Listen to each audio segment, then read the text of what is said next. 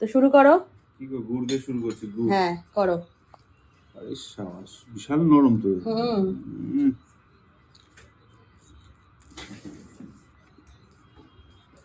ঝোলা গুড় দিয়ে গরম গরম সাজ পিঠে, কোথায় গেল না? এটা সবারই মোটামুটি খুবই ভালো লাগে, আমারও খুব ভালো লাগে। খাবে? খাও, তুমি খাও। এটা হচ্ছে তৃপ্তির জিনিস, তৃপ্তির জিনিস। খাও। কি গো? হ্যাঁ কোনটা খাবো এবারে? আমি তো কনফিউজ। মানে খাও, এই যে সুজি দিয়ে পুর ভরে যেটা বানিয়েছি এটা খাও। এটা? হ্যাঁ খাও, একটু ইয়ে নিয়ে নাও, নিয়ে গ্রেভি নিচ্ছি নিয়ে নাও। না? হ্যাঁ এই গুড় আছে এর মধ্যে? হ্যাঁ, নারকেল আর গুড় দিয়ে ভেতরে পুর ভরা রয়েছে। পুর ভরা আছে, দেখাও তাহলে। হ্যাঁ এর বেশি হাত দিয়ে দেখাতে হবে। দেখাও। এই যে পুর। নারকেলের পুর দিয়ে সুজি দিয়ে, এটাও খেতে খুব ভালো হয়, খুব সফট হয়। আর তো আশা করিনি আমি এত সুন্দর হবে। আর কি বলতো, চালের গুঁড়ি দিয়ে যেটা আমরা পুলি পিঠা করি বা পুর ভরি, ওটা একটু হার্ড হয়ে যায় চালের গুঁড়িটার জন্য, আর সুজি দিয়ে করলে এটা একটু সফট হয়। এবার এটা তুলছি। হ্যাঁ দুধে ভেজানো সাজ পিঠে।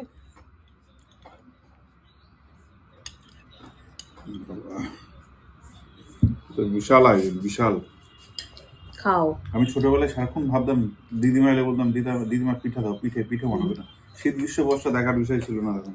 ওই জন্য ভগবান আমার সাথে দিয়ে দিয়েছে। একদম। যেন চন্দন ভালোবাসে, ওই জন্য চন্দনা যেন রানুকেই পাঠিয়ে দিই। তুমি তো ভালোই হয়েছে, কারণ আজকালকার দিনে কে বানায় না আমি জানি না, কিন্তু আমি বউটা খুব ভালো, ভাগ্য করেই পেয়েছি। থ্যাংক ইউ এতদিনে সবাই বুঝতেও পেরে গেছে যে চন্দন রানুকে কেন এত ভালোবাসে নাকি, একদম। মানে আমার গুণকে ভালোবাসে, তাই তো? এই ব্যাপার, তুমি মানে গুণ মানেই তুমি।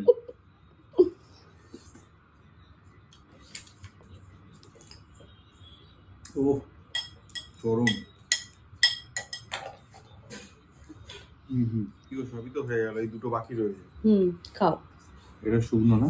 হ্যাঁ ওটা তেলে ভাজা। এটা কালারটা হয়ে যাচ্ছে। নারকেলের পুর দিয়ে ভেতরে করা হয়েছে। ভালো। সুজিটা মানে ইয়ে করে ওর সাথে হালকা একটু ময়দাও দিতে হয়, না হলে তো বাইন্ডিং আসবে না। বাইন্ডিং এর জন্য একটু ময়দা দিতে হয়।